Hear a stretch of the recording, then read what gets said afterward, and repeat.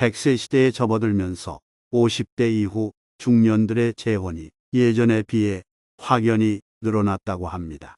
자식들은 다 커서 자기 생활하기 바쁘고 친구를 만나도 헤어지고 혼자가 되면 외로운 감정이 들 때가 많아서라고 하는데요. 하지만 이런 기분과 감정에 휩쓸려 재혼을 한다면 또 다시 비슷한 이유로 헤어지게 되는 재혼 부부가 상당히 많습니다. 2022년 기준 평균 재혼 연령은 남자는 51세이며 여자는 46세입니다. 그런데 여기서 놀라운 점은 재혼 이혼율이 무려 75%라고 합니다. 재혼 생활이 실패로 끝나는 것을 막기 위해 많은 철학자들과 전문가들이 재혼을 반대하고 차라리 혼자 지내라고 말하는 이유가 무엇일까요? 재혼을 생각하고 있다면 꼭 생각해 봐야 할 내용들에 대해 알아보겠습니다. 전 남편이나 전 부인에게 없었던 좋은 면만 보고 재혼을 결심하면 안 됩니다. 이전 상대의 외모가 만족스럽지 못했다고 외모만 보고 재혼을 결심하거나 경제력이 없었던 상대에게 질려서 재력만 보는 사람도 있습니다. 물론 이런 상대를 만나면 지인들이나 가족들에게 상대를 소개할 때 어깨가 올라가고 뿌듯할 것입니다. 하지만 중요한 것은 그 외에도 내가 이 사람과 함께하고 싶은 이유가 있는가 하는 점입니다. 상대의 좋은 면만 보게 되면 단점은 상대적으로 작아 보이기 마련입니다. 그러나 재혼 후 함께 지내기 시작하면 이전에는 느끼지 못했던 단점들이 점점 커지기 시작할 것입니다. 하지만 사실은 단점이 커진 것이 아니라 알면서도 애써 모른 척했던 상대의 단점들이 나에게 와닿기 시작했을 뿐이라는 것입니다. 그렇게 살다 보면 점점 갈등은 깊어지고 또 다시 이혼을 되풀이하게 될 수도 있습니다. 한번 해봤기 때문에 이혼이 쉽다고 생각하면 안 됩니다. 더 큰 부담으로 다가오게 됩니다. 반복된 이혼에 대해 주위에는 어떻게 이야기하고 또 자식들에게는 어떻게 설명할 것인가. 재혼을 하기보다는 차라리 친한 친구처럼 가깝게 지내는 것이 더 낫다는 사실을 그때가 되어서야 깨달으면 안 됩니다. 따라서 내가 상대를 얼마나 이해할 수 있는지 생각해보고 또 상대는 나를 어디까지 이해할 수 있는지 따져봐야 합니다. 많은 사람들이 이런 부분들을 깊이 생각하지 않고 성급하게 재혼을 결심합니다. 빠르게 타오른 사랑은 그만큼 빨리 식어버리기 마련입니다. 만난 지 얼마 되지도 않았는데 마치 운명의 상대를 만난 것처럼 행동합니다. 사랑에 빠지는 것은 자연스럽고 아름다운 일이지만 이전처럼 이혼하고 싶지 않다면 많이 신중해져야 합니다. 사랑만으로는 결혼 생활을 이어갈 수 없다는 것을 우리 모두는 알고 있습니다. 재혼은 특히 더 그러합니다. 따라서 연애 시기에 나를 뜨겁게 사랑해준다고 재혼을 쉽게 결심하지 마세요. 그리고 내가 상대의 조건을 어디까지 따져봤는지 조용히 생각해 보시기 바랍니다. 너무 속물 같다고 생각할 수 있지만 재혼은 현실입니다. 내가 상대의 어떤 점을 보고 좋은 감정을 느끼는지 그게 몇 가지나 되는지 꼼꼼하게 따져봐야 합니다. 내가 상대를 좋아하는 이유가 많으면 많을수록 좋습니다. 그러나 단순히 나를 사랑해주고 챙겨준다는 이유만으로 재혼을 생각 중이라면 이것은 상당히 위험합니다.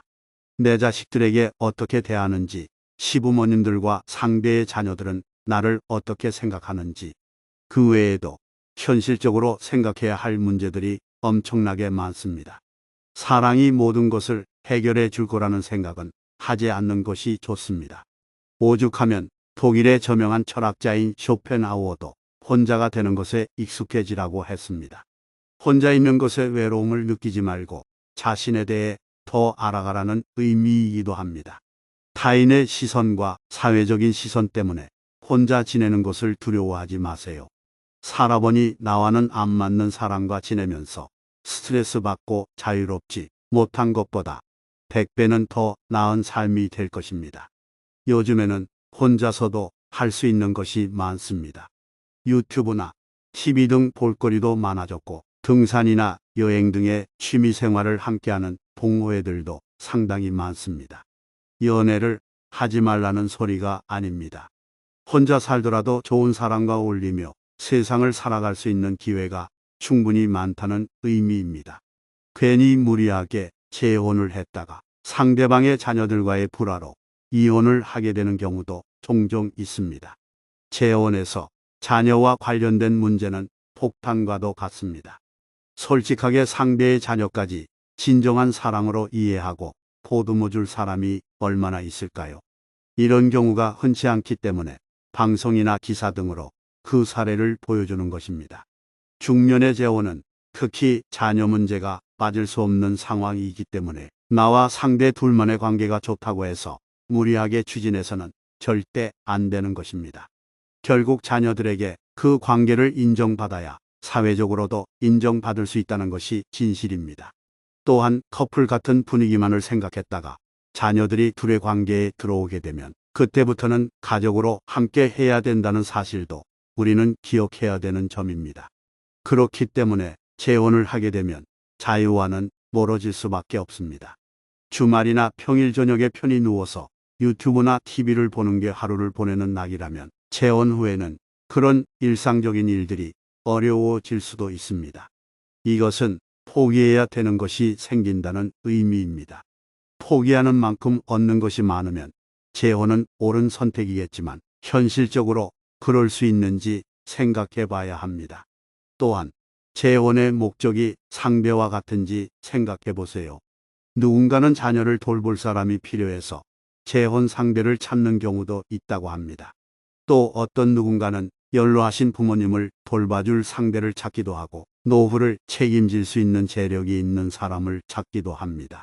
좋고 나쁜 것을 나누기 위한 것이 아니라 이것은 재혼이 사랑만으로 가능하지 않다는 현실을 말하는 것입니다.